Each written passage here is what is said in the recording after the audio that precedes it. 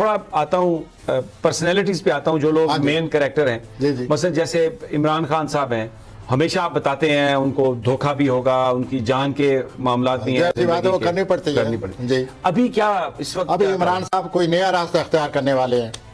अच्छा, नई प्लानिंग बन चुकी है, नया रास्ता अख्तियार करेंगे बसीर लीडर के। मैं इतनी हिम्मत करूंगा कहने की, अगर वो नया रास्ता अख्तियार कर लें, मशावरत ज़रा बढ़ा दें अपनों से, जो माहिरीन है हालात पर नज़र रखने वाले, उनसे बैठ कर बात कर लें। लेकिन वो नया रास्ता इस हफ्ते अख्तियार कर रहे हैं। बाकी प्लान ये कह रहे हैं कि वो जो नया रास्ता अख्तियार कर रहे हैं उसमें उनको कामयाबी होगी। अच्छा, लेकिन एहतियात, वो मशावरत में क्या हर्ज है, और एक लीडर के हिस्से से उन पर यह जिम्मेदारी इस हफ्ते आ गई है। आए मैदान में, आप फैसला करें क्या रास्ता अख्तियार करना चाहते हैं, करें, टाइम आ गया है।